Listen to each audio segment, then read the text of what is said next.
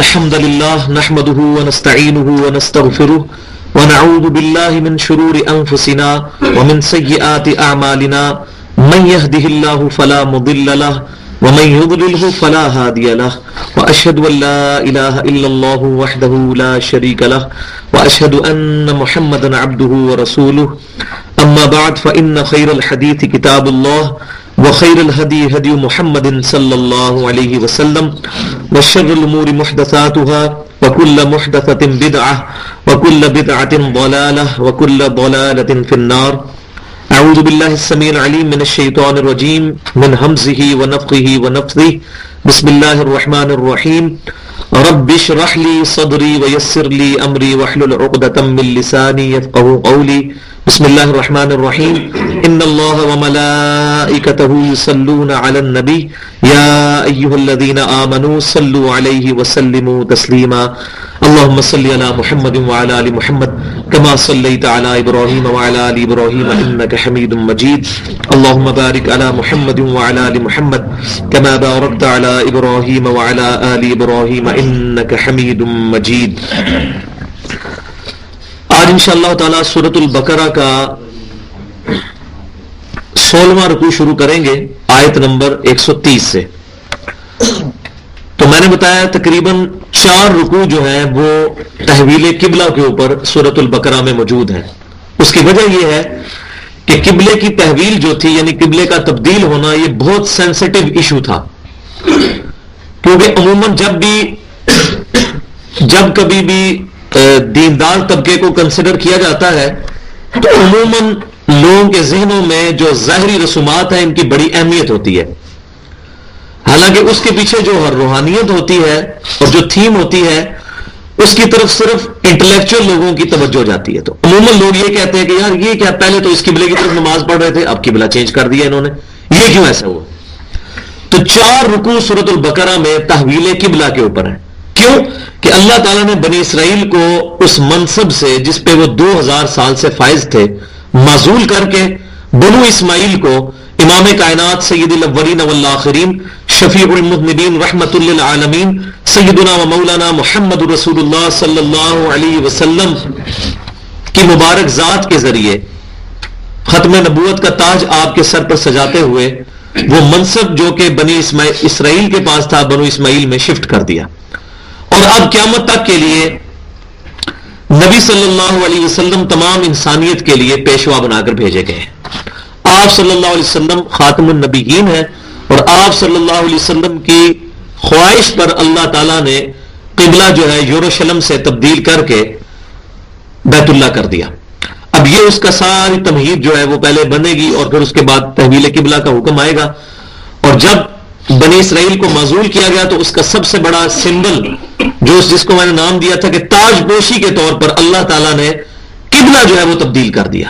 یہ سب سے بڑی، یہ سمجھے مسلمانوں کی تاج پوشی ہوئی تھی کہ بنی اسرائیل معزول، 70,000 انبیاء جن کے اندر آئے، 3 بڑی کتابیں آئیں، تورات، زبور، انجیل، اور موسیٰ علیہ السلام کے صحائف آئے، اور اتنی لاڈلی امت کہ اللہ تعالیٰ نے قرآن پاک میں 2 مرتبہ کم از کم یہ بات ارشاد فرمائی کہ میں نے تمہیں تمام جہان والوں پر فضیلت عطا فرمائی تھی.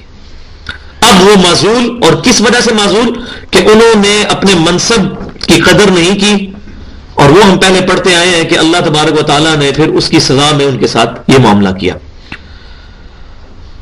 اب وہ امپورٹنٹ ٹاپک شروع ہونے لگا ہے جس کو میں سمجھتا ہوں کہ آج کے مسلمانوں کے اعتبار سے فرقہ واریت کے اس دور میں بڑی اہمیت حاصل ہے کہ یہودی اور عیسائی یہ کہتے تھے کہ ہم ابراہیم علیہ السلام کے دین پر ہیں، اور مسلمان یہ کہتے تھے کہ ہم ابراہیم علیہ السلام کے دین پہ ہیں.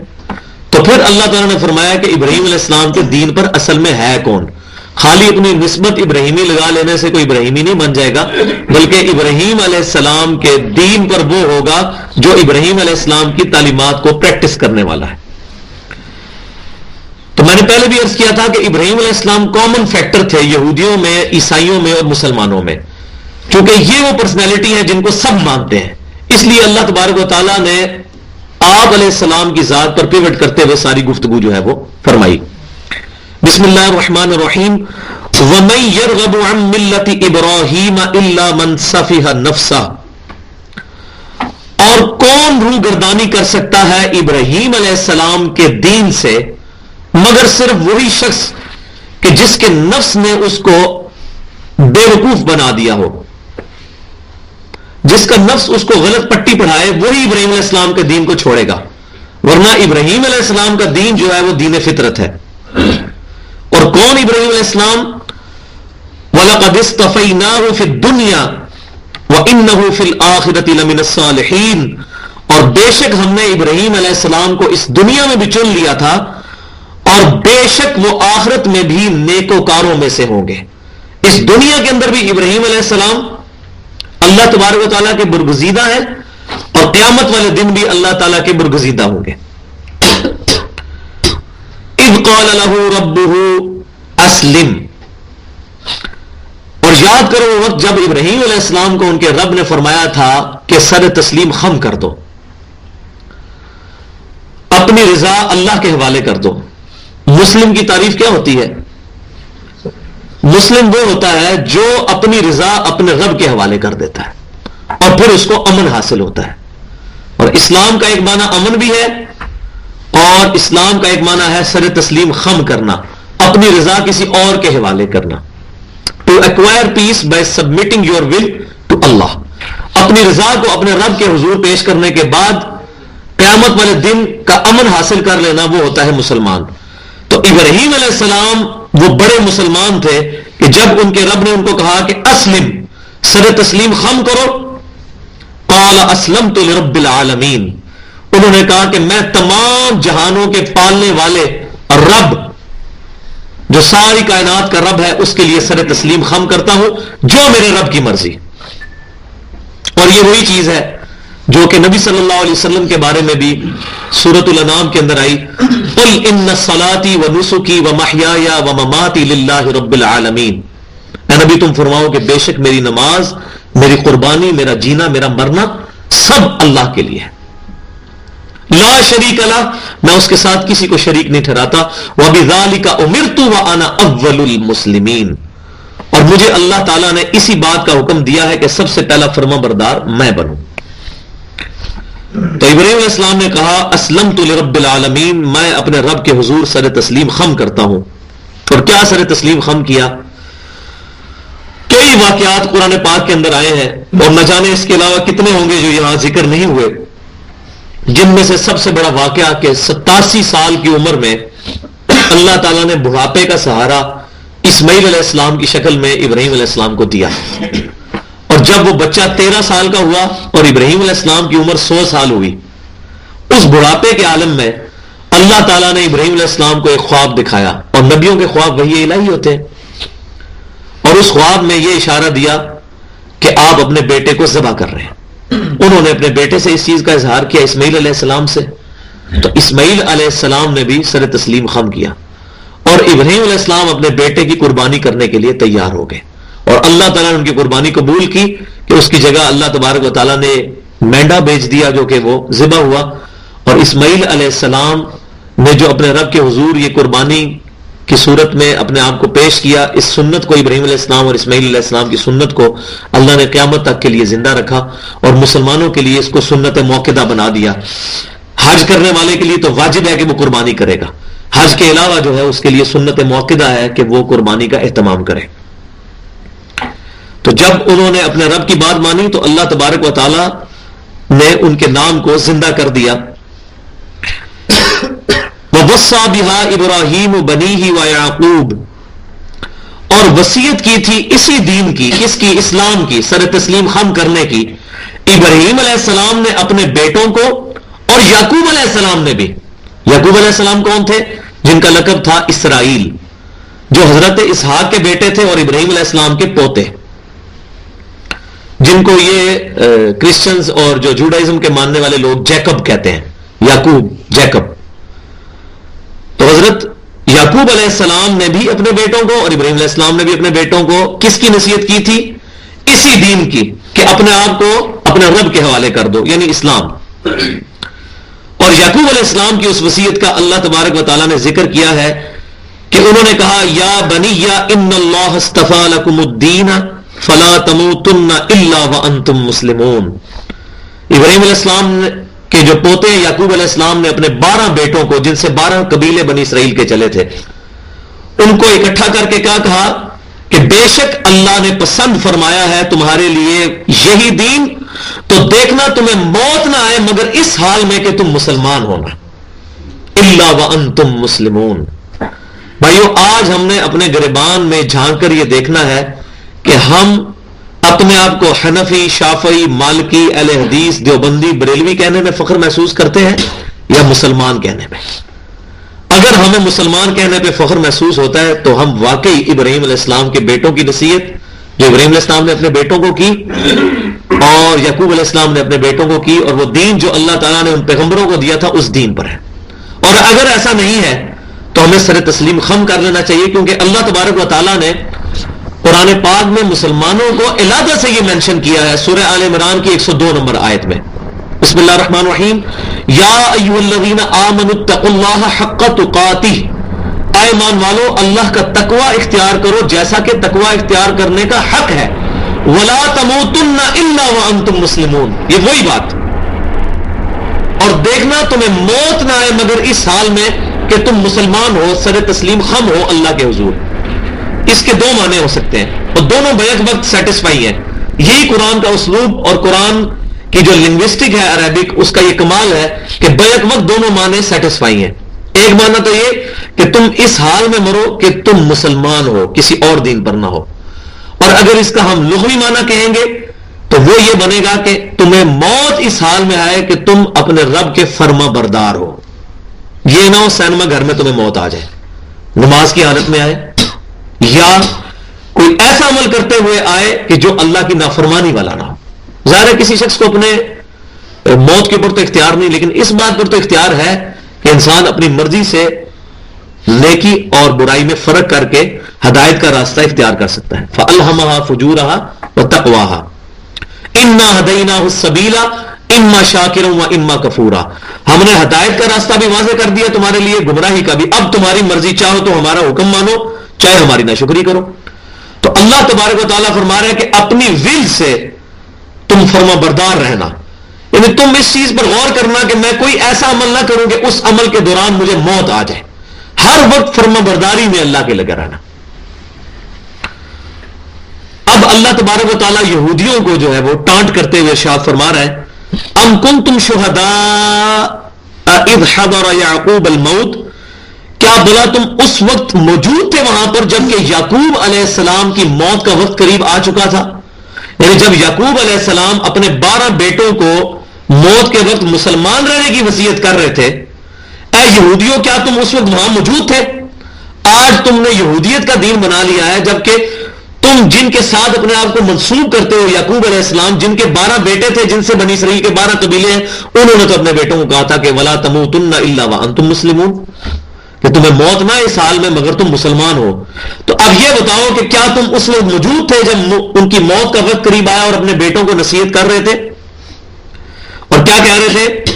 اذ قال لبنیہ ما تعبدون من بعدی، کیا بات ہے جی، یہ پیغمبر کی آپ کمٹمنٹ دیکھیں کہ اپنی وفات کے وقت اپنے بیٹوں کو بلا کر یہ نہیں نصیحت کر رہا کہ میرے مرنے کے بعد اس طرح جائیداد تقسیم کر لینا اور یہ فلاں بہن کا بھی خیال رکھنا، فلاں بھائی کا بھی خیال رکھنا، نہیں، سب سے امپورٹنٹ بات اذ قال لبنیہ، جب انہوں نے اپنے 12 بیٹوں سے کہا ما تعبدون من بعدی، میرے مرنے کے بعد تم کس کی عبادت کرو گے میرے بیٹوں، مجھے بتاؤ۔ ظاہر ہے نبی کے بیٹے تھے، انہوں نے کیا کہنا تھا؟ قالوا نعبد الہک و الہ آبائک ابراہیم و اسماعیل و اسحاق الہ واحد، تو انہوں نے اپنے باپ کو کہا کہ آپ پریشان نہ ہو، ہم عبادت کریں گے آپ کے رب کی جس کا آپ نے ہمیں بتایا ہے، اور آپ کے آباء و اجداد کے رب کی جو آباء و اجداد ابراہیم علیہ السلام اور اسماعیل علیہ السلام اور اسحاق علیہ السلام، اور ان کا کیا رب الہ واحد، وہ تو ہے ہی کہ الہ ایک رب، وہ جتنے بھی انبیاء تھے ان کا ایک ہی رب تھا، اسی اکیلے کی عبادت کریں گے اور کسی کی نہیں کریں گے۔ وَنَحْنُ لَهُ مُسْلِمُونَ، اب دیکھ لیں پھر وہی بات آ گئی، اور ہم اسی کے فرما بردار ہوتے ہیں، ہم اسی کے سامنے سر تسلیم خم کرتے ہیں، ہم مسلمان ہوتے ہیں۔ یہ دیکھ لیں اب اس بات کی کتنی تکرار ہو رہی ہے کہ جو آج کے دور میں ایک بدنامی کا سبب بن چکا ہے. کوئی بھی مسلمان اپنے آپ کو فخریہ طور پر یہ نہیں کہنے کے لیے تیار کہ میں مسلمان ہوں. آپ یہاں سے چلیں اور شہر تک پہنچیں, جس مسلمان کا بھی انٹرویو کریں بھائی آپ کیا ہیں, کوئی کہے گا میں بریلوی ہوں, کوئی کہے گا میں دیوبندی ہوں, کوئی کہے گا میں اہل حدیث ہوں, کوئی کہے گا میں شیعہ ہوں, کوئی کہے گا میں قادیانی ہوں. بجائے اس کے کہ ہم اپنے آپ کو فخریہ مسلمان کہیں, جو قرآن کی تعلیمات ہیں, ہم سیکٹس کے اندر بدل جو ہے وہ بٹ چکے ہیں. تو یہ ساتھ ساتھ اپنا بھی محاسبہ کرتے جانا ہے. مسلمان وہی ہوتا ہے جو قرآن کو پڑھتے ہوئے اس کو ایک آئینہ سمجھ کے اپنی شکل اس میں دیکھتا ہے کہ میری شکل اس کے ساتھ میچ کر رہی ہے کہ نہیں, یا میں کوئی اور ہی دین لے کر چل رہا ہوں. تلک امت قد خلت, یہ ایک بابرکت جماعت تھی, ایک امت تھی جو گزر چکی, اپنے اعمال لے کر اپنے ساتھ چلے گئے. یعقوب علیہ السلام کو بھی موت آ گئی, ابراہیم علیہ السلام کو بھی موت آ گئی, اسحاق علیہ السلام کو بھی موت آ گئی, ان کے 12 کے 12 بیٹے فوت ہو گئے. یہ ایک امت تھی جو گزر گئی.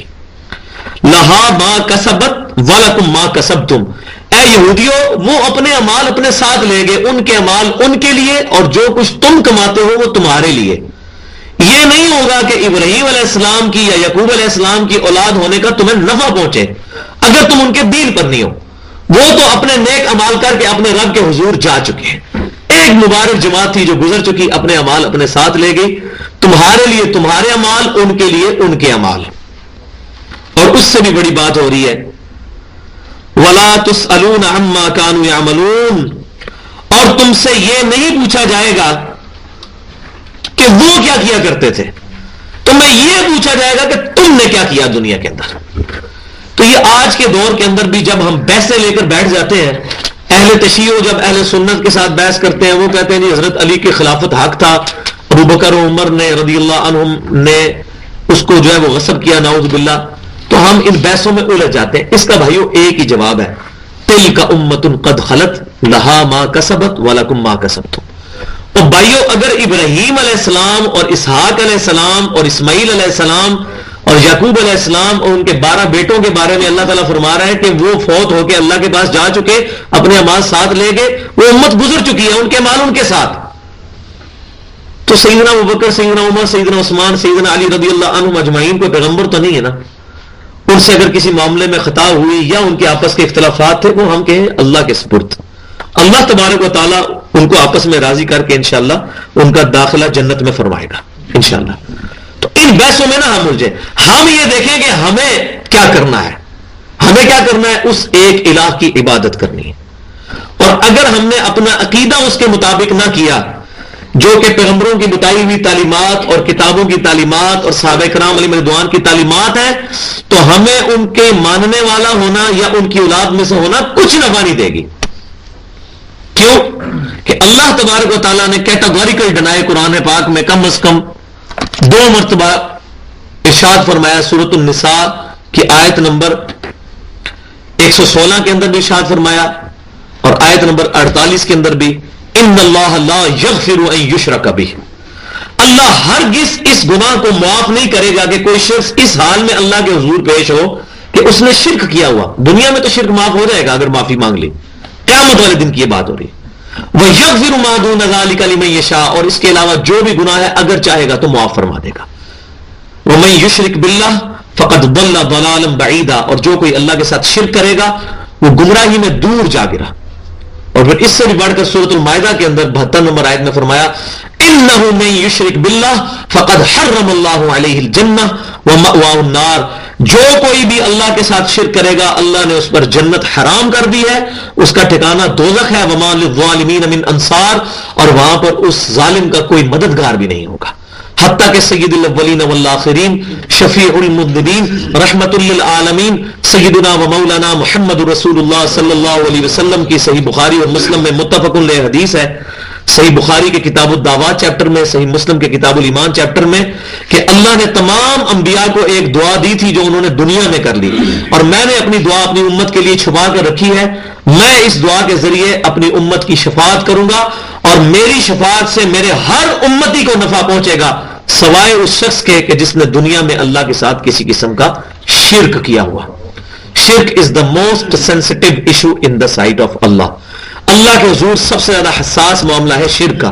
لہذا اس کی طرف امت کو لانا چاہیے کہ بھائیو ہم اس لوگوں کو پکڑیں کہ ایاک نعبد و ایاک نستعین، عبادت بھی صرف اللہ کی کریں گے، جو الحمدللہ سارے اللہ ہی کے کرتے ہیں، چاہے کوئی بریلوی ہے، دیوبندی ہے، کوئی شیعہ ہے، کوئی اہل حدیث ہے، لیکن مسئلہ دوسرے حصے میں آتا ہے وَإِيَّاكَ نَسْتَعِينَ، غائب میں مدد کے لیے صرف اللہ کو پکاریں گے، دعا صرف اللہ سے کریں گے۔ اپروپریٹ ٹرانسلیشن بنے گی ایاک نستعین کی، اے اللہ ہم تیری ہی عبادت کرتے ہیں اور تجھی سے دعا مانگتے ہیں۔ یہ ظاہری اسباب اور ظاہری مدد کی بات نہیں ہو رہی، غائب میں پکارنا۔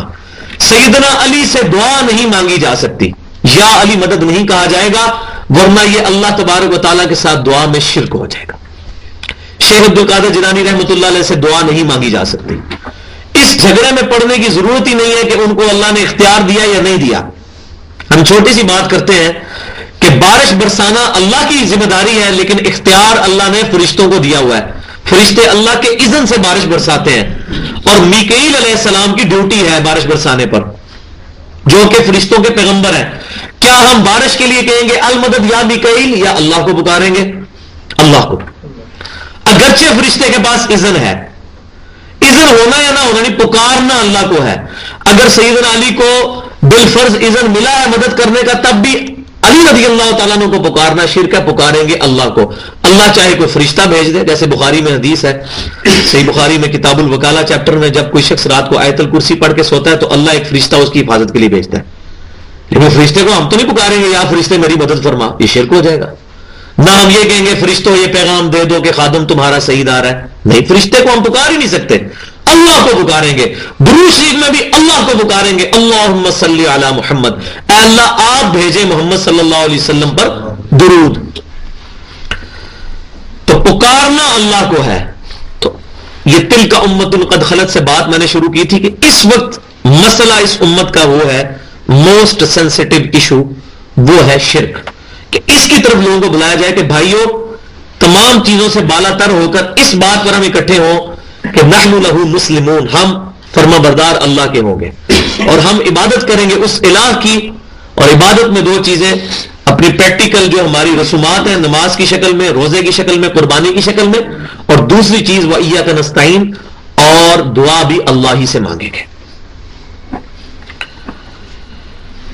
وَقَالُوا كُونُوا هُودًا أَوْ نَصَارَىٰ تَهْتَدُوا، اور یہودی کہتے ہیں اور عیسائی، اب دیکھیں دونوں اکٹھے ہو گئے ہیں مسلمانوں کے خلاف، کہتے ہیں کہ کونوا ہودن او نصارا، کہ ہو جاؤ یا تو یہودی یا نصارا یعنی عیسائی، تہتدوا تم ہدایت یافتہ ہو جاؤ گے۔ اب یہ کہتے ہیں کہ جی ہدایت کے لیے شرط یہ ہے کہ یا تو یہودی بن جاؤ یا عیسائی، حالانکہ آپس میں ایک دوسرے کو وہ کافر کہتے تھے، لیکن مسلمانوں کے خلاف ان کی ایسی جذبات بڑھ گئے کہ انہوں نے کہا نہیں، یا تو یہودی ہو جاؤ یا عیسائی ہو جاؤ تو تم کامیاب ہو جاؤ گے۔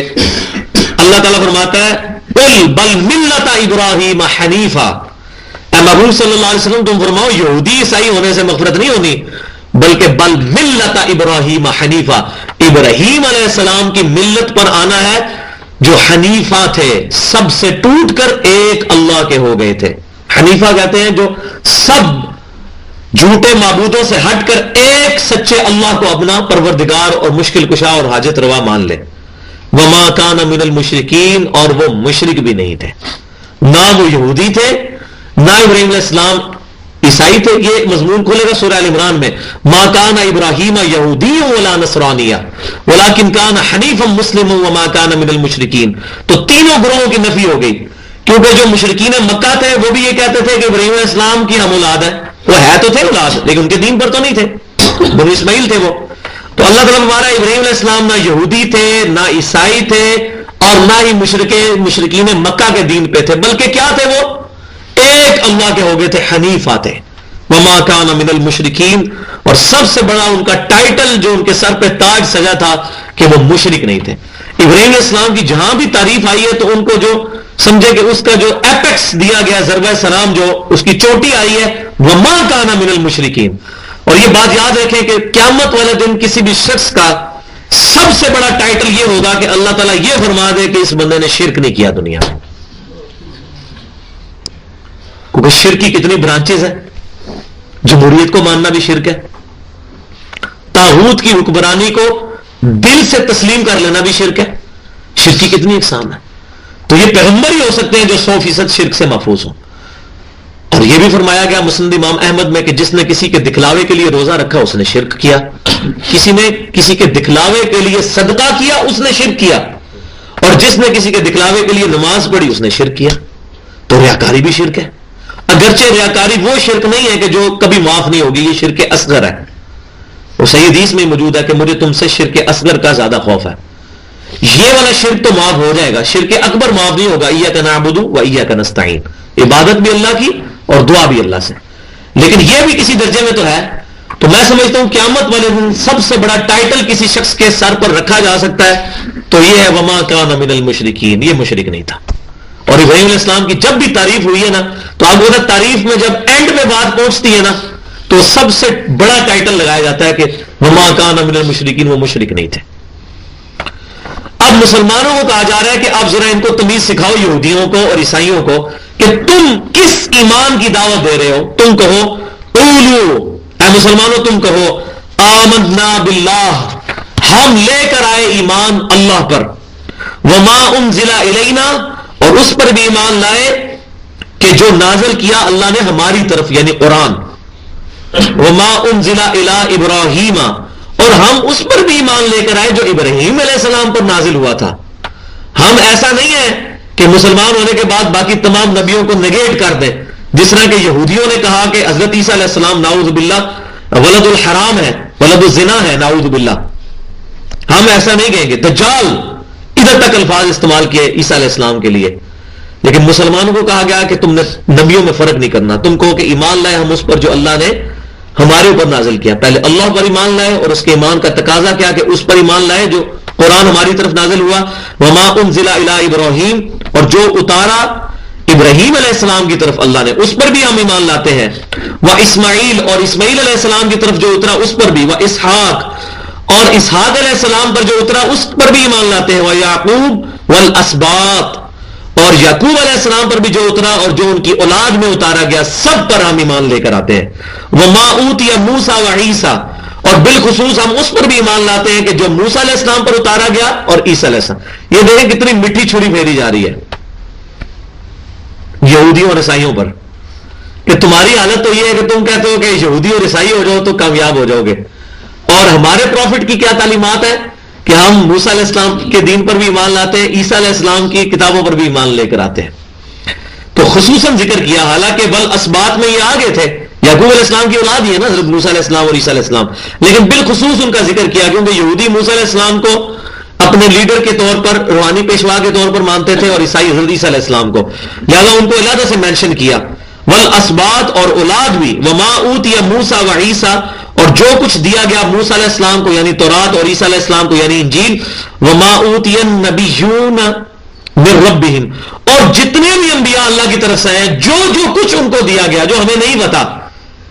مسند امام احمد میں صحیح حدیث موجود ہے کہ 1,24,000 پیغمبر دنیا میں بھیجے گئے, جن میں سے 315 رسول تھے. تمام رسولوں پر ایمان لے کر آتے ہیں. لا نفرق بین احد منہم, اور ہم ایمان لانے میں کسی نبی میں کوئی فرق نہیں کرتے. یہ مرتبے کی بات نہیں ہو رہی, ایمان لانے کی. مرتبے کا تو فرق ہے, تو قرآن نے خود مینشن کیا ہے. وہ آئے گا 3 پارہ شروع ہی سے ہوگا, تلک الرسول فضلنا بعضهم علی بعض, اللہ تعالیٰ نے بعض رسولوں کو بعض پر فضیلت دی ہے. یہ فرق آ رہا ہے کہ ایمان لانے میں نہیں فرق کرتے. جس طرح امام کائنات سید الاولین والآخرین شفیع المذنبین رحمت للعالمین سیدنا محمد رسول اللہ صلی اللہ علیہ وسلم پر ایمان لانا ضروری ہے, اسی طرح ایک ایک پیغمبر پر ایمان لانا ضروری ہے, اور اس میں فرق نہیں کرنا. لا نفرق بین احد منہم, ہم ان میں سے ایمان لانے میں کسی میں کوئی فرق نہیں کرتے. وَنَحْنُ لَهُ مُسْلِمُونَ, دیکھیں یار یہ لفظ آپ کا کھیڑا نہیں چھوڑ رہا, کتنی دفعہ آ چکا ہے, اور ہم اللہ ہی کے فرما بردار ہوتے ہیں. لیکن آج مسلمان کو یہ بات سمجھ نہیں آ رہی ہے کہ میں نے مسلمان کہلانے پہ فخر محسوس کرنا ہے, میرا دین اسلام ہے. قبر کے اندر جو سوال ہونے ہیں 3 صحیح بخاری اور مسلم میں موجود ہیں. پہلا اللہ کے بارے میں ہوتا ہے, ربو کا, تیرا رب کون ہے, اور دوسرا سوال ہوگا ما دینوں کا, تیرا دین کیا ہے, اور تیسرا سوال ہوگا ما کنت تقول فی حق ھذا الرجل, اس مرد کے بارے میں تو دنیا میں کیا کہا کرتا تھا. اور مسند امام احمد میں یہ بھی موجود ہے کہ وہ پھر شخص پوچھے گا کہ آپ کس مرد کی بات مجھ سے کر رہے ہیں؟ تو وہ فرشتے کہیں گے اس کی کر رہے ہیں الذی بعث فیکم، جس کو اللہ نے تم میں مبعوث کیا تھا رسول بنا کر. لہذا یہ حدیث اس باطل نظریے کو ختم کرتی ہے جو یہ عقیدہ رکھتے ہیں کہ نبی صلی اللہ علیہ وسلم قبر میں تشریف لاتے ہیں. کیونکہ وہ فرشتوں سے بندہ پوچھے گا کہ کس مرد کی بات کر رہے ہیں آپ؟ تو فرشتے کہتے ہیں یہ سامنے جو کھڑا ہے. تو فرشتے کہتے ہیں الذی بعث فیکم، جس کو اللہ نے تم میں مبعوث کیا تھا. تو مومن کہے گا ہوا محمد رسول اللہ صلی اللہ علیہ وسلم. اور جامعہ ترمذی میں ایک حدیث موجود ہے جس کو امام ترمذی نے حسن صحیح کہا ہے. اس حدیث میں یہ الفاظ ہے کہ تیسرا سوال ہوگا من نبیوں کا، تیرا نبی کون ہے؟ تو یہ الفاظ بھی موجود ہیں حدیث میں. تو اس میں آپ دیکھ لیں کہیں یہ نہیں ہے مر ربو کا، تیرا رب کون ہے؟ ما دینوں کا، تیرا دین کیا؟ مسلک تو پوچھے ہی کو نہیں جانا. تو کیا ہم اس وقت کہیں گے کہ دین البریلویت، دیوبندیت، اہل حدیثیت، دین الاسلام؟ لیکن یہ وہی کہے گا جو دنیا میں بھی کہتا ہے. اور میں آپ کو یہ ایک بات بڑی مزے کی بتاؤں، جب انسان نیکی کے رستے پر مائل ہوتا ہے نا، پھر اس کو خواب بھی بڑے اچھے آنا شروع ہو جاتے ہیں. مجھے صحیح طرح یاد ہے کہ آج سے 2-2.5 سال پہلے جب میں گمراہی کی زندگی گزار رہا تھا، اس وقت جب میں خواب دیکھتا تھا وہ خواب بھی شرکیہ ہوتے تھے.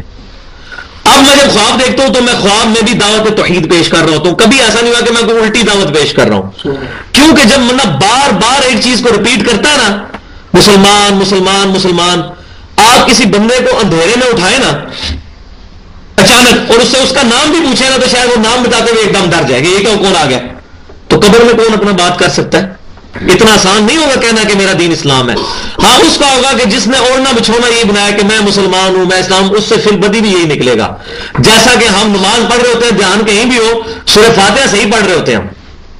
کیوں کہ ہم پڑھتے بار بار وہی ہیں. اسی طریقے سے قبر میں بھی جائیں گے، فی البدی جس نے دنیا میں اپنے آپ کو مسلمان سمجھا ہوگا اور اسلام پر فخر کیا ہوگا وہ کیا دے گا کہ میرا دین اسلام ہے. ورنہ اس ٹائم پھر فوراً بندہ ہو سکتا ہے جو ادھر کے دنیا میں وہ پریشان ہو رہے یار لو جی تو مسلک کی بات ہونی تھی. ہم تو دنیا میں کہتے تھے کہ جناب بریلوی حق میں باقی سارے گستاخ رسول کافر، اور ہم تو کہتے تھے شیعہ حق میں باقی سارے گستاخانے اہل بیت، اور ہم کہتے تھے کہ اہل حدیث حق میں باقی سارے کافر. وہ بندہ پریشان ہو جائے گا. تو اللہ تبارک و تعالیٰ ارشاد فرما رہا ہے کہ تم اپنے آپ کو سر تسلیم خم کرتے ہوئے یہ کہہ دو کہ آخری بات یہ ہے کہ ہم اپنے رب کے فرما بردار ہیں، مسلمان ہیں.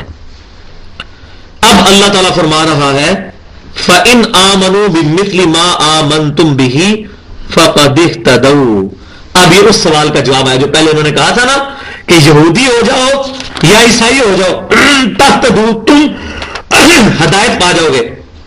اللہ تعالیٰ فرما رہا ہے کہ نہیں، ہدایت اس طرح پاؤ گے جب تم ایمان لاؤ گے ان کی طرح جو یہ پوری بات کر رہے ہیں. کیا بات کر رہے ہیں؟ کہ ہم اللہ پر ایمان لے کر آئے اور ہم اس پر ایمان لے کے آئے جو قرآن ہماری طرف نازل ہوا، اور ابراہیم علیہ السلام، اسماعیل علیہ السلام، اسحاق علیہ السلام، یعقوب علیہ السلام، ان کی اولاد اور تمام انبیاء کو جو جو دین دیا گیا، ان کو کتابیں دی گئی، سب پر ایمان لائے. اور ایمان لانے میں کسی نبی میں ہم کوئی فرق نہیں کرتے.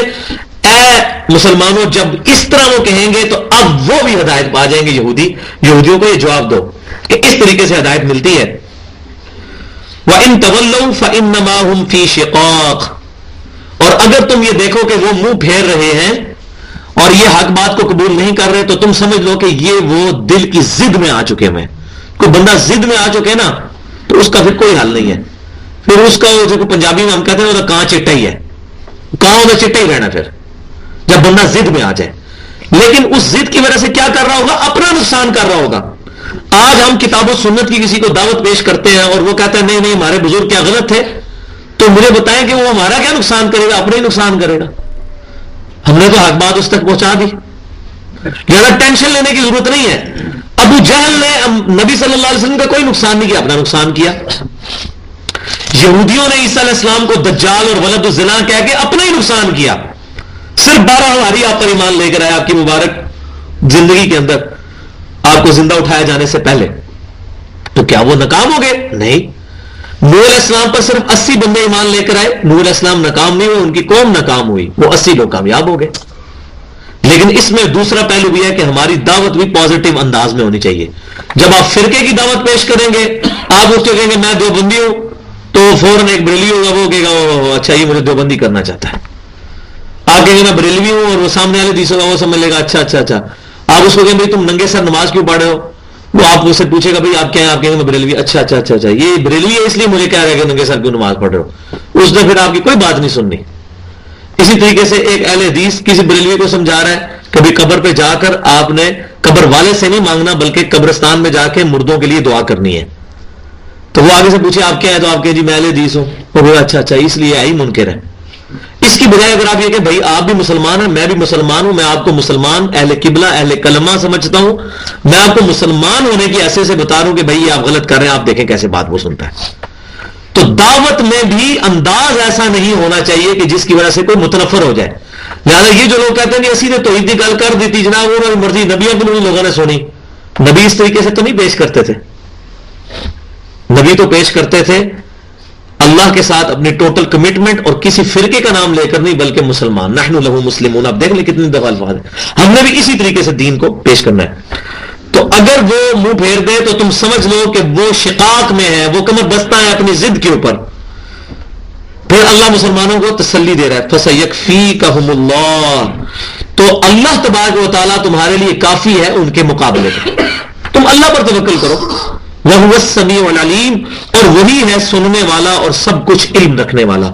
یہی وہ آیات ہیں فَسَيَكْفِيكَهُمُ اللَّهُ، ان کے مقابلے میں اللہ تمہارے لیے کفایت کرنے والا ہے. یہ وہ الفاظ ہیں جن الفاظ پر آج بھی سیدنا عثمان غنی رضی اللہ تعالیٰ عنہ کا جو مصحف تھا لکھوایا ہوا مصحف عثمانی جو توپ کاپی میوزیم ترکی کے اندر موجود ہے. آپ رضی اللہ تعالیٰ عنہ جب قرآن پاک پڑھ رہے تھے تو آپ نے اسی صفحے کو کھولا ہوا تھا اور اسی دوران جو ہے بدبختوں نے آپ پر حملہ کیا. تو سیدہ نائلہ رضی اللہ تعالیٰ عنہ جو آپ کی بیوی تھی انہوں نے آپ کو بچانے کے لیے اپنے ہاتھ آگے کیے تو ان کی انگلیاں کٹ گئیں اور ان کے خون کا دھبا جو ہے وہ اسی آیت پر پڑا فَسَيَكْفِيكَهُمُ اللَّهُ. وہ آج بھی خون کے دھبے موجود ہیں اس میوزیم میں، یہی صفحہ کھلا ہوا ہے اس کا جو مصحف عثمانی تھا. صبغۃ اللہ، اور مسلمانوں کہو گے ہم پر تو اللہ کا رنگ چڑھ گیا. وَمَنْ أَحْسَنُ مِنَ اللَّهِ صِبْغَةً، اللہ سے بڑھ کر کون سا رنگ اچھا ہوگا اللہ کے رنگ سے بڑھ کر. اللہ کا رنگ کیا چڑھا ہے کہ ہم نے نحن لہو مسلمون، ہم اس کے فرما بردار ہو گئے ہیں. ہم اس طرح ایمان لے آئے جیسا کہ ہمیں اللہ نے سکھایا ہے. وَنَحْنُ لَهُ عَابِدُونَ، اور ہم تو اسی کی عبادت کرتے ہیں. تو پہلا لفظ آیا تھا وَنَحْنُ لَهُ مُسْلِمُونَ 136 نمبر آیت کی اینڈ پر، اور 138 آیت میں آیا وَنَحْنُ لَهُ عَابِدُونَ. یہ اس کی بھی سپرلیٹو ڈگری ہے، جس طرح انگلش میں نا گڈ بیٹر بیسٹ، تو گڈ سمجھ لیں آپ نحن لہو مسلمون، یہ بہترین درجہ کہ ہم اللہ تبارک و تعالیٰ کے لیے سر تسلیم خم کرتے ہیں. اس سے اوپر کی ڈگری کیا ہے وہ نحن لہو عابدون، ہم خالصتاً عبادت بھی اللہ کی کرتے ہیں، صرف سر تسلیم خم نہیں بلکہ عبادت بھی صرف اللہ کی. ایاک نعبد و ایاک نستعین، عبادت بھی اللہ کی اور دعا بھی صرف ایک اللہ سے. اور اس کے بعد اگلی ڈگری آئے گی وہ اگلی آیات کے اندر قُلْ أَتُحَاجُّونَنَا فِي اللَّهِ وَهُوَ رَبُّنَا وَرَبُّكُمْ. اے محبوب صلی اللہ علیہ وسلم آپ فرمائیے کہ یہودیوں کیا تم ہم سے جھگڑا کرتے ہو اللہ کے بارے میں جو کہ کامن ہے ہم میں، وَهُوَ رَبُّنَا وَرَبُّكُمْ، جو ہمارا بھی پالنے والا اور تمہارا بھی پالنے والا ہے، اس کے معاملے میں ہم سے جھگڑا کر رہے ہو یہودیوں تم، جب ہمارا کامن فیکٹر ایک ہے جو سورہ ال عمران میں آئے گا 64 نمبر آیت میں قُلْ يَا أَهْلَ الْكِتَابِ تَعَالَوْا إِلَىٰ كَلِمَةٍ سَوَاءٍ بَيْنَنَا وَبَيْنَكُمْ. اہل کتاب آؤ ہم اس بات پر اکٹھے ہو جائیں جو تم میں اور ہم میں ایک ہے، اللہ نعبد الا اللہ، کہ ہم عبادت نہیں کریں گے مگر صرف ایک اللہ کی. تو اللہ کے بارے میں ہم سے جھگڑ رہے ہو ضد میں آ کر. اب اللہ پر تو ایمان رکھتے تھے نا، لیکن وہ اس طرح کا ایمان نہیں رکھتے تھے جس طرح کہ اللہ تعالیٰ کو ریکوائرڈ تھا، اور مسلمانوں کی ضد میں آ کر وہ اللہ تبارک و تعالیٰ کے بارے میں بھی بکواس کر دیتے تھے. وہ آگے آئے گا یہودی کہتے تھے اللہ تو فقیر ہے اسی لیے تو ہم سے مانگتا ہے، نعوذ باللہ. حالانکہ اللہ کو وہ مانتے تھے لیکن وہ ضد میں آ کر یہ بات کر لیتے تھے. جیسا کہ ابھی محرم کے دن ہی گزرے ہیں، 10 محرم تھی کچھ دن پہلے، تو ہمارے مسلمانوں میں چند ضدی لوگ ہیں، جب ان کو کہا جاتا ہے کہ بھائی یزید نے سیدنا حسین علیہ السلام کا بدلہ کیوں نہیں لیا، ٹھیک ہے وہ ڈائریکٹلی انوالو نہیں تھا، انڈائریکٹلی انوالو تھا، مجرم اس لیے ہے کہ اس نے حسین رضی اللہ تعالیٰ عنہ کے قاتلوں سے بدلہ نہیں لیا. عبید اللہ ابن زیاد، جس کے بارے میں صحیح بخاری میں موجود ہے کہ عبید اللہ ابن زیاد کے سامنے لا کر سیدنا حسین کا سر رکھا گیا تھا اور چھڑی مارنے لگا تھا، اور وہ کہنا یہ شروع ہو گیا کہ یہ کتنا خوبصورت چہرہ ہے جو میں نے آج سے پہلے نہیں دیکھا. تو حضرت انس بن مالک رضی اللہ تعالیٰ پاس بیٹھے تھے، ان کا اپنی چھڑی پیچھے کر خدا کی قسم رسول اللہ صلی اللہ علیہ وسلم کے ہم شکل سب سے زیادہ سیدنا حسین تھے. تو ہم یہ پوچھتے ہیں یزیدیوں سے، جو یزید کو وہ بخاری کی وہ روایت جھوٹے طریقے سے فٹ کر کے جنتی ثابت کرنے کی کوشش کرتے ہیں.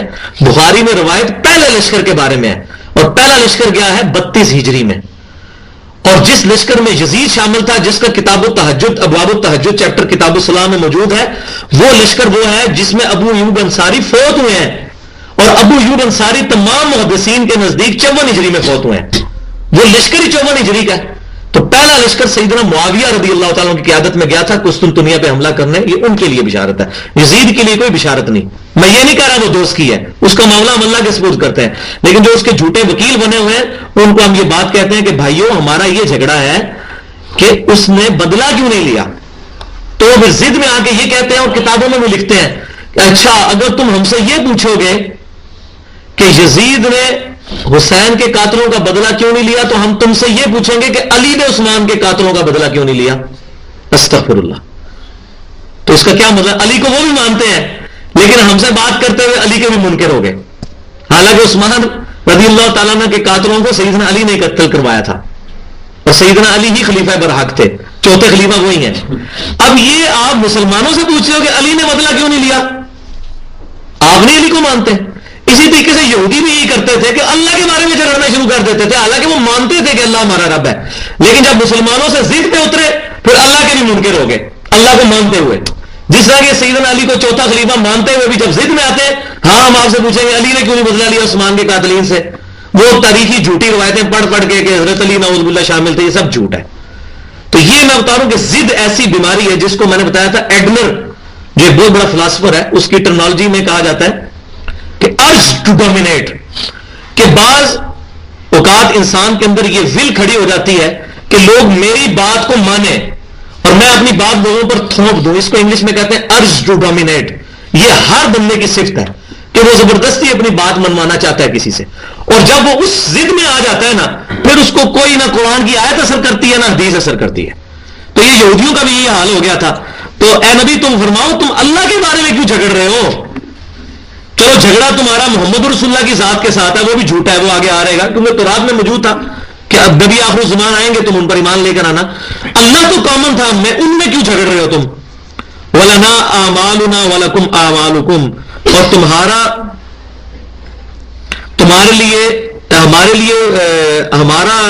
ہمارے عمل ہیں اور تمہارے لیے وہ عمال ہیں جو تم نے کیے. اپنے اپنے عمال تم نے اپنے ساتھ دے کے جانے ہیں. اگر ہم نے کوئی برا عمل کیا اللہ تعالیٰ کی بارگاہ میں ہم جواب دے ہوں گے، اور اگر تم نے برا عمل کیا تو تم اللہ کی بارگاہ میں جواب دے ہوں گے. ہمیں کوئی تمہارے ساتھ انٹرسٹ نہیں ہے، ہم صرف تمہیں حق اور باطل بتانا چاہتے ہیں. وَنَحْنُ لَهُ مُخْلِصُونَ. اب یہ تیسری ڈگری آ رہی ہے، سمم بونم آ رہا ہے اس کا ایپیکس، جس کو ایمینول کانٹ کہتا ہے سب سے ہائیسٹ گڈ. وَنَحْنُ لَهُ مُخْلِصُونَ، اور ہم خالصتاً اپنی رضا اپنے رب کے حوالے کرتے ہیں. مخلص، اب یہ بات سمجھیں، عربی میں دو لفظ ہیں. ایک ہے مخلص، جس کو اللہ خالص کر لے اپنے لیے، وہ ہوتے ہیں انبیاء کرام، اللہ ان کو چن لیتا ہے. مخلص چن لیے گئے. مخلص جو اپنا آپ اپنے رب کے حوالے کر دیتے ہیں، جو رب کو چن لیتے ہیں. جو چنے گئے وہ ہے پیغمبر، جو خود چنتے ہیں وہ ہے مخلص. نحن لہ مخلصون، ہم اللہ تعالیٰ کے لیے اپنی اطاعت کو خالص کرتے ہیں. اسی طریقے سے یہ لفظ استعمال ہوتا ہے مرشد اور مرشد. زبر اور زیر سے عربی میں کتنا فرق پڑتا ہے. نبی صلی اللہ علیہ وسلم ہمارے مرشد ہیں، ہمیں رشد و ہدایت کا راستہ دکھانے والے، اور ہم نبی صلی اللہ علیہ وسلم کے مرشد ہیں، ہمیں دکھایا گیا ہے. ہم زبر والے، آپ ہم زیر والے.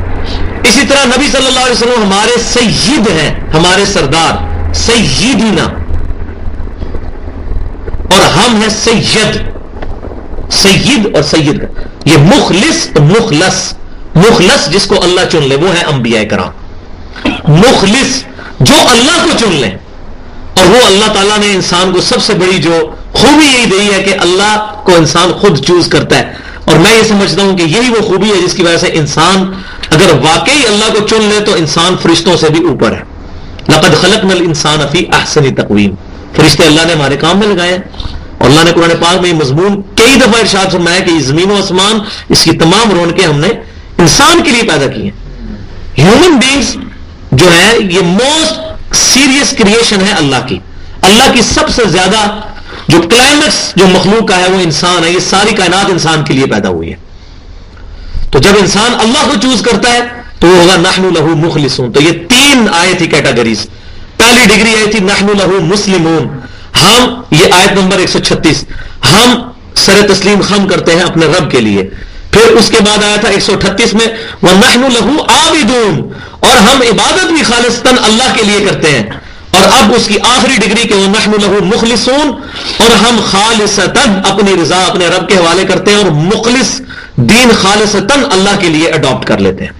اخلاص، اللہ تعالیٰ ہمیں اخلاص نصیب فرمائے، کیونکہ اخلاص کے بغیر کوئی عبادت قبول نہیں ہے۔ تین ہی چیزیں ہیں، نمبر 1 عقیدہ درست ہو، نمبر 2 عمل امام کائنات صلی اللہ علیہ وسلم کی سنت کے مطابق ہو۔ دنیا کا کتنا بھی اچھا عمل اگر سنت کے خلاف ہے وہ بھی مردود ہے، اور سنت کے مطابق عمل ہے لیکن عقیدہ صحیح نہیں ہے وہ بھی فارغ۔ اور تیسری چیز ہے اخلاص، ریاکاری نہ ہو، خالصتاً اپنی رضا اللہ کے حوالے کرنا۔ کسی کا عقیدہ بھی درست ہے، عمل بھی سنت کے مطابق ہے، لیکن خالصتاً اللہ کے لیے نہیں ہے تو وہ بھی ختم ہو جائے گا۔ تو یہ تین شرطیں ہیں، عقیدے کا درست ہونا، اور دوسرا سنت کے مطابق عمل ہونا، اور تیسرا اخلاص۔ تو یہ سب سے بہترین ڈیفینیشن کسی بھی متقی مسلمان کی یہ ہو سکتی ہے کہ اس کا عقیدہ درست ہو، اس کا ہر عمل سنت کے مطابق ہو، اور پھر اس کا کلائمیکس یہ ہے کہ وہ اخلاص اس کے اندر موجود ہو۔ لیکن یہ اخلاص دل کی کیفیت ہے، ہم کسی پہ فتویٰ نہیں لگا سکتے کہ یہ بندہ دکھلاوے کے لیے یہ کر رہا ہے۔ مثال کے طور پر اگر کسی شخص نے اعلانیہ طور پر خیرات کی ہے، ہم اس کو نہیں کہہ سکتے یہ لوگوں کو دکھانے کے لیے کر رہا ہے، اس کا معاملہ اور اللہ کا معاملہ، کیونکہ قرآن پاک میں آگے چل کے آئے گا کہ اعلانیہ طور پر بھی خیرات کرو اور چھپ کر بھی، دونوں طریقے سے جائز ہے۔ لیکن یہ ضرور ہوگا کہ جو شخص مسجد میں اللہ کے نام پر چندہ دیتا ہے اور ساتھ وہ اسپیکر پہ کہتا ہے مولوی صاحب میرا نام ہی ذرا لے رہی ہو، تو اب اس کو سمجھائیں گے کہ بھائی اب آپ یہ اپنا نام کیوں لینا چاہ رہے ہیں؟ آپ کو دیکھ لیا ماشاءاللہ اتنے لوگوں نے، اب آپ نام بھی کلوانا چاہ رہے ہیں۔ یا اسی طریقے سے مسجدوں میں تختی لگوا دیتے ہیں کہ جی یہ ٹائلیں جو ہیں یہ فلاں نے لگوائی تھی۔ تو اگر فرشتوں کا کوئی ذہنی توازن ٹھیک نہیں اس کے فرشتوں کا معاذ اللہ، یا ان کی یادداشت کمزور ہے، پھر تو ٹھیک ہے مسجد میں ٹائلیں میں لگوا دے تختی کہ جی فلاں نے بنوائی ہے۔ اور جب آپ کو پتا ہے کہ اللہ تعالیٰ ہر عمل کو چھوٹے وَمَن يَعْمَلْ مِثْقَالَ ذَرَّةٍ خَيْرًا يَرَهُ، جو ذرہ سی بھی نیکی کرے گا وہ بھی قیامت والے دن دیکھ لے گا۔ وَمَن يَعْمَلْ مِثْقَالَ ذَرَّةٍ شَرًّا يَرَهُ، اور ذرہ کا گناہ بھی کرے گا وہ بھی دیکھ لے گا۔ جب اللہ ہمارے تمام اعمال کو دیکھ رہا ہے اور اس کا ریکارڈ اس نے مینٹین کیا ہوا ہے، پھر ہمیں ٹینشن لینے کی اور اپنے ناموں کی تختیاں لگانے کی کوئی ضرورت نہیں ہے، نہ اعلان کروانے کی ضرورت ہے۔ بلکہ مجھے حسن بصری رحمۃ اللہ علیہ کا یہ قول بڑا پسند ہے، وہ کہتے ہیں کہ صحابہ کرام علی رضوان اپنی نیکیوں کو اس طرح چھپاتے تھے جیسے تم اپنے گناہوں کو چھپاتے ہو۔ کوئی شخص یہ نہیں چاہتا کہ اس کا گناہ لوگوں میں عام ہو، تو صحابہ کرام علیہ رضوان اپنی نیکیوں کو اس طرح چھپاتے تھے کہ ان کی نیکی نہ لوگوں کو پتہ چل جائے۔ اور میں سمجھتا ہوں یہ کلائمیکس ہے کسی کے دین کا، کیونکہ جس نے نیکی چھپا کے کی ہے نا اور کسی کو پتہ نہیں چلی، اس کو ہمیشہ ایک سیٹسفیکشن دے گی، یار میرا رب جانتا ہے اس کو ہمیشہ یہ اللہ کی طرف سے اعتماد رہے گا کہ میری یہ نیکی ضائع نہیں ہوئی۔ کیوں؟ کہ جب وہ اس کے علاوہ کسی کو پتہ ہی نہیں ہے۔ بعض اوقات انسان کسی کے سامنے کو نیک عمل کرتا ہے تو ذہن میں وسوسہ آتا ہے کہ یار اس نے مجھے یہ عمل کرتے ہوئے دیکھ لیا ہے، اور بندہ پھر کہتا ہے یار میں نے تو اللہ کے لیے کیا تھا، میرے ذہن میں یہ بھی خیال آ رہا ہے پتہ نہیں میری نیکی قبول ہوئی ہے کہ نہیں۔ تو وہ نیکی قبول ہے اگر خالصتاً اللہ کے لیے کی ہے، اگرچہ ذہن میں خیال آ بھی جائے بعد میں، وہ خود تو نہیں آپ لائے۔ تو وہ نبی صلی اللہ علیہ وسلم نے اس کے بارے میں صحیح مسلم میں حدیث موجود ہے کہ آپ فرمائے یہ ریاکاری نہیں ہے، لیکن اس سے بھی اعلیٰ ترین درجہ ہے کہ آپ کسی کے سامنے کریں ہی نہ، تو پھر آپ کو ہمیشہ ہی سیٹسفیکشن دے گی، یار مجھے میرے رب کو پتہ ہے، بس کبھی آپ کو یہ ٹینشن نہیں ہوگی کہ میرا عمل اخلاص والا ہے یا نہیں۔ ام تقولون ان ابراہیم و اسماعیل و اسحاق و یعقوب والاسباط کانوا ھودا او نصارا، اب ان کی ادھر ہی وہ مرغے کی ٹانگ انہوں نے پکڑی ہوئی ہے یہودیوں نے. پھر اللہ تعالیٰ ان کو سمجھا رہا ہے. دیکھو یہ ایک اچھے ٹیچر کی نشانی ہوتی ہے کہ وہ بجائے یہ کہ بار بار سمجھانے کی بجائے وہ کسی کے ساتھ جو ہے وہ فارغ ہی بالکل ان کو کر دے گا, تو فارغ مشرک کافر ہو گیا. تو یہ طریقہ نہیں ہوتا. بار بار اللہ تعالیٰ فرما رہے اب کیا تم لوگ یہ کہتے ہو یہودیوں کہ بے شک ابراہیم اور اسماعیل اور اسحاق اور یعقوب اور ان کی اولاد کانو ہودن او نصارا, وہ یہودی یا عیسائی تھے؟ تم یہ کہتے ہو؟ تو شرم کرو. قل اانتم اعلم ام اللہ, یہ وہ جواب آیا بالکل ترکی بترکی جواب. اے محبوب صلی اللہ علیہ وسلم تم فرماؤ کیا تم بہتر جانتے ہو یا اللہ بہتر جانتا ہے کہ ابراہیم علیہ السلام یہودی تھے یا عیسائی, اسماعیل علیہ السلام, اسحاق علیہ السلام, یعقوب علیہ السلام ان کی اولاد یہودی تھے یا عیسائی؟ اللہ کو بہتر پتا ہے یا تمہیں بہتر پتا ہے؟ اور اس کو آپ پیچھے جوڑ لیں اس سے جو آیا تھا کہ کیا تم اے یہودیوں اس وقت موجود تھے جب یعقوب علیہ السلام کی موت کا وقت قریب آیا تھا؟ لیکن اللہ تو اس چیز کو دیکھ رہا تھا, اللہ ہی گواہ ہے. وَمَنْ أَظْلَمُ مِمَّنْ كَتَمَ شَهَادَةً عِنْدَهُ مِنَ اللَّهِ, اس سے بڑھ کر ظالم کون ہوگا جو گواہی کو چھپاتا ہے اپنے پاس جو اللہ تبارک و تعالیٰ کی طرف سے آ چکی ہے, اس گواہی کو چھپاتا ہے. اس سے بڑھ کر ظالم کون ہوگا؟ اب یہ اشارہ ہو رہا ہے اسی طرف جو تورات کا جو چیپٹر ہے. میں نے بتایا اس وقت بھی جو اولڈ ٹیسٹمنٹ تورات موجود ہے جو یہودی اور عیسائی بانٹتے ہیں, اس کا ابھی بھی میرے پاس تورات انجیل زبور پڑھی ہوئی ہے. آپ تورات کا جو چیپٹر ہے کتاب الاستثناء جس کو ڈیوٹرونومی کہتے ہیں انگلش میں, اس کو کھولیں, اس کا باب نمبر 18 نکالیں, آیت نمبر 18 نکالیں. اس کے اندر اللہ تبارک و تعالیٰ ارشاد فرماتا ہے اے موسیٰ علیہ السلام میں تیرے ان امتیوں کے بھائیوں میں سے, یعنی امتی تیرے ہو گئے بنی اسرائیل, کیونکہ موسیٰ علیہ السلام بنی اسرائیل کی طرف پیغمبر تھے. ان کے بھائی کون ہوئے؟ بنی اسماعیل. ان کے بھائیوں میں سے تیری مانند ایک رسول اٹھاؤں گا اور اس کے منہ میں اپنا کلام ڈالوں گا, وہ اپنی خواہش نفس سے کچھ نہیں کہے گا, وہ وہی لوگوں سے کہے گا جو میں اس کو وہی کروں گا. یہ سیم وہی آیات ہیں جو قرآن میں آئی ہیں. وما ينطق عن الهوى ان هو الا وحی یوحى. اور موسیٰ علیہ السلام ہی نبی صلی اللہ علیہ وسلم کی مانند ہے. یہ جب ہم آیت پیش کرتے ہیں تو عیسائی کہتے ہیں نہیں نہیں یہ اصل میں حضرت عیسیٰ کی پیشن گوئی ہے کہ اے موسیٰ تیرے امتیوں کے بھائیوں میں سے ایک رسول اٹھاؤں گا. یہ عیسیٰ علیہ السلام کی پریڈکشن ہے, لیکن اس میں الفاظ موجود ہے موسیٰ تیری مانند. عیسیٰ علیہ السلام تو حضرت موسیٰ علیہ السلام کی مانند ہی نہیں ہے. موسیٰ علیہ السلام کا باپ تھا, عیسیٰ علیہ السلام کا باپ نہیں تھا, نبی صلی اللہ علیہ وسلم کا بھی باپ تھا. تو موسیٰ علیہ السلام کی مانند عیسیٰ علیہ السلام نہیں بلکہ نبی صلی اللہ علیہ وسلم ہے. عیسیٰ علیہ السلام کی پیدائش معجزانہ طور پر ہوئی, موسیٰ علیہ السلام کی بھی نیچرل برتھ ہوئی اور نبی صلی اللہ علیہ وسلم کی بھی نیچرل برتھ ہوئی. یہ دوسرا ڈفرنس. موسیٰ علیہ السلام کی نیچرل ڈیتھ ہوئی, عیسیٰ علیہ السلام کی نیچرل ڈیتھ نہیں ہوئی, نبی صلی اللہ علیہ وسلم کی بھی نیچرل ڈیتھ ہوئی. یہ تین فرق ہیں جس میں اے موسیٰ تیری مانند اٹھاؤں گا. چوتھی چیز, موسیٰ علیہ السلام امت والے نبی تھے, 6 لاکھ کا لشکر آپ کے ساتھ چلا تھا. عیسیٰ علیہ السلام پر صرف 12 بندے ایمان لے کر آئے, حواری ان کے, اور آپ بھی اپنی جان بچاتے ہوئے اللہ نے آپ کو زندہ اٹھا لیا. نبی صلی اللہ علیہ وسلم بھی امت والے نبی ہیں. آپ کی مبارک زندگی میں 1.25 لاکھ کے قریب صحابہ کرام موجود تھے. آپ کی دعوت کو اللہ نے ایکسپٹ کروایا تھا. یہ چوتھی چیز ہے جو موسیٰ علیہ السلام میں اور نبی صلی اللہ علیہ وسلم میں کامن ہے اور عیسیٰ علیہ السلام میں نہیں ہے یہ چیز. یہاں تیرے بھائیوں, تیرے امت کے بھائیوں میں سے تیری مانند رسول اٹھاؤں گا. اور آخری فرق جو پانچواں یہ ہے کہ موسیٰ علیہ السلام صاحب شریعت تھے, عیسیٰ علیہ السلام صاحب شریعت نہیں تھے. نبی صلی اللہ علیہ وسلم بھی نئی شریعت لے کر آئے. عیسیٰ علیہ السلام انجیل میں آج بھی موجود ہے. یہ مت سمجھو کہ میں کوئی نیا دین لے کر آیا ہوں, میں وہی 10 کمانڈمنٹس کو ایگزیکیوٹ کروانے کے لیے آیا ہوں جو اللہ نے موسیٰ علیہ السلام کو دی تھی, جو بنی اسرائیل میں بھی موجود, سورہ بنی اسرائیل میں قرآن پاک میں بھی موجود ہے. تو عیسیٰ علیہ السلام پیغمبر بھی تھے, نبی بھی تھے, رسول بھی تھے, لیکن ساتھ ہی ساتھ بنی اسرائیل میں دین موسوی کے مجدد بھی بن کر آئے تھے کہ موسیٰ علیہ السلام کے دین میں جو تحریفات آ چکی تھی ان کو انہوں نے ختم کیا اور صحیح چیز سے روشناس کروایا. وہ علیحدہ سے کوئی شریعت نہیں لے کے آئے تھے. لہٰذا یہ میں نے 5 فرق بتائے ہیں کہ جس سے یہ ظاہر ہوتا ہے کہ اے موسیٰ تیری مانند اٹھاؤں گا پیغمبر. اور یہ آج بھی آپ ڈیوٹرانومی کا چیپٹر نمبر 18 اس کی آیت 18 اور 19 نمبر آیت میں فرمایا کہ یہودیوں اگر تم ایمان نہ لائے نا اس نبی پر تو میں تم سے بدلہ لوں گا. اور بدلہ کیا لیا ہے؟ 70 عیسوی میں ان کا قبلہ جو ہے وہ ٹیمپل آف سلیمان جس کو کہتے ہیں، ہیکل سلیمانی، وہ گرا ہے، جس کے نیچے ان کے مربی سارے دفن ہو گئے اور تابوت سکینہ بھی دفن ہو گیا.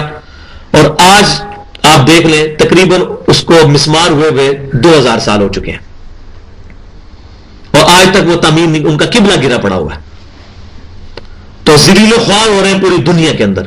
پہلے عیسائیوں نے ان کو ختم کیا، آپ کو پتا ہے ہٹلر نے کیا کچھ کیا، اور پوری تاریخ ہے. تو وہ ذلیل و خوار، کیونکہ اللہ نے فرمایا تھا یہودیوں تم نہ اگر ایمان لائے تو میں تم سے بدلہ لوں گا. کیوں کہ یہودی تو جانتے تھے کہ یہ اللہ کے نبی ہیں. عیسائیوں میں تو اہل علم بہت کم تھے، یہودی تو تورات کے عالم تھے، ان کو تو پتا تھا، لیکن انہوں نے جانتے بوجھتے ہوئے امام کائنات صلی اللہ علیہ وسلم کی دعوت کو قبول نہیں کیا. وَمَا اللَّهُ بِغَافِلٍ عَمَّا تَعْمَلُونَ. اور یہودیوں یہ نہ سمجھنا کہ اللہ تعالیٰ تمہارے عملوں سے غافل ہے، اور اللہ غافل نہیں ہے تمہارے ان کرتوتوں سے. قیامت والے دن بھی اللہ بدلا لے گا، دنیا میں بھی تمہیں ذلیل کرے گا. تِلْكَ أُمَّةٌ قَدْ خَلَتْ. اب وہ آیت ریپیٹ ہو رہی ہے. اور یہ بات یاد رکھے، قرآن پاک میں جتنے امپورٹنٹ مضمون ہیں نا، بہت زیادہ جو امپورٹنٹ ہے وہ کم از کم 2 دفعہ ریپیٹ ہوتے ہیں ایگزیکٹ انہی آیات کے ساتھ. جیسے یہ آیت جو ہے ان اللہ لا یغفر ان یشرک بہ ویغفر ما دون ذلک لمن یشاء، یہ بین انہی الفاظ کے ساتھ 2 دفعہ موجود ہے. اب یہ وہ امپورٹنٹ آیت دوبارہ ریپیٹ ہو رہی ہے. تلک امۃ قد خلت. یہ ایک مبارک گروہ تھا جو اپنے اعمال اپنے ساتھ لے کر چلا گیا، اللہ نے ان کو جنتوں تک پہنچا دیا. یہودیوں یہ نہ سمجھنا ہم ان کی اولاد ہے تو ہم بھی ان کے ساتھ ہی وہاں پہنچ جائیں گے. لہا ما کسبت ولکم ما کسبتم. ان کو اس کا اجر ملے گا جو انہوں نے نیک امال کیے، اور تمہارے امال جو ہے تمہیں تمہارے کرتوتوں کا اجر ملے گا. یہ نہیں ہے کہ وہ تمہارے بزرگوں کا، وہ جو ڈاکٹر اقبال نے کہا تھے تو وہ آبا ہی تمہارے مگر تم کیا ہو. خالی آبا تو وہ ہمارے ہی تھے، صحابہ کرام علیہم رضوان روحانی ہمارے پیشوا وہی لوگ تھے، لیکن ہم کیا ہیں؟ ہماری تعلیمات جو نبی صلی اللہ علیہ وسلم کی بتائی ہوئی تعلیمات پر ہمارا عمل ہی نہیں ہے. تو وہ اس کو جو ڈاکٹر اقبال نے بھی جو کنکلوڈ کیا نا اپنے جواب شکوہ کو، کی محمد سے وفاتوں نے تو ہم تیرے ہیں، یہ جہاں چیز ہے کیا لوح و قلم تیرے ہیں. کہ اگر تو نے محمد صلی اللہ علیہ وسلم کی صحیح معنوں میں اتباع کر لی تو لوح و قلم پہ جو فیصلے ہوں گے وہ اللہ تبارک و تعالیٰ تمہاری دعاؤں کو قبول کرے گا. یہ معنی ہے اس کا. اور یہ یہودیوں کے لیے بھی تھا کہ اگر وہ آئے گا آگے بھی چل کر کہ اگر یہ مان لے آتے تو ان کے لیے بڑا اچھا ہوتا. تلک امۃ قد خلت لها ما کسبت ولکم ما کسبتم ولا تسألون عما كانوا يعملون. اور تم سے یہ نہیں پوچھا جائے گا کہ وہ کیا کیا کرتے تھے. یہ وہی بات آ رہی ہے بھئی، ہم سے یہ نہیں پوچھا جائے گا کہ حضرت امیر معاویہ رضی اللہ تعالیٰ عنہ نے حضرت علی کی بیعت کیوں نہیں تھی کی. یہ ہمیں نہیں پوچھا جانا. یہ ہم نے اپنی شکل بھی تو دیکھنی ہے نا اس کے اندر. ہمیں یہ نہیں پوچھا جانا. ہمیں یہ پوچھا جانا تمہارے اعمال کیا ہیں. خالی ان کے ساتھ نسبت لگا لینے سے ہماری مغفرت نہیں ہو جائے گی، بلکہ ان کے والے اعمال بھی اختیار کرنے ہوں گے. اللہ تعالیٰ سے دعا ہے کہ آج کے ہم نے جو اس ایک رکوع پڑھا ہے آپ دیکھیں، لیکن واللہ یہ ہماری پوری زندگی کے لیے رہنمائی فراہم کرتا ہے. اللہ تعالیٰ ہمیں کتاب و سنت کی تعلیمات پر عمل کرنے کی توفیق عطا فرمائے.